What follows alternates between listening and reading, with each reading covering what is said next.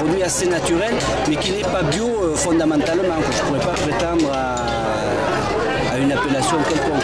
Alors manger bio en plus, ça ne veut pas dire grand-chose. On mange la qualité authentique et de vie de ce qui est préparé ici. C'est un petit producteur qui est dans l'embauche, qui n'est pas labellisé bio, mais dont la qualité est égale, voire même supérieure au label bio. La première chose, c'est l'alimentation.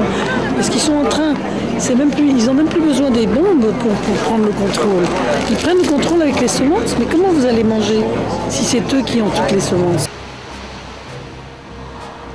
Dans notre microcosme, si nous sommes attentifs aux ressources que nous avons, aux capacités que nous avons, eh bien nous nous rendrons compte que là où nous sommes, nous pouvons agir de manière. Vous pouvez avoir toutes les armes du monde, si vous n'avez pas les semences, vous êtes mort. C'est le levier principal. Et c'est là-dessus qu'il faut agir. C'est pour ça que les mouvements vraiment alternatifs révolutionnaires, c'est là qu'ils sont. Regarde, qu'est-ce qui lui est arrivé à ce petit grain de blé? Tu vois, celui-là, il dort encore, ce petit grain de blé, mais celui-là, il s'est réveillé. Et parce qu'il n'y a pas d'eau, donc on achète un franc symbolique, mais il faut acheter l'eau si on veut boire. Est-ce que le soir, quand il rentre chez lui, il est par le centre d'une grande ville, est-ce qu'il lève les yeux pour voir s'il y a des étoiles? Première des choses pour ne pas tricher dans l'alimentaire, c'est une bonne fois pour toutes les cuisiniers, utiliser des produits, pas de pesticides, pas d'insecticides et pas d'engrais chimiques. Déjà ça, c'est le AB de la définition de la qualité alimentaire.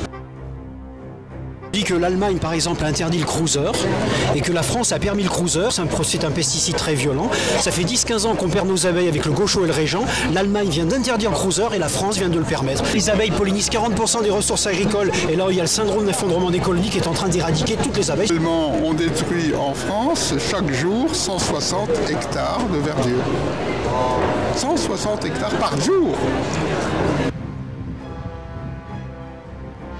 Il y a une féminisation des espèces, on l'a vu avec les alligators aux États-Unis, dans les Grands Lacs.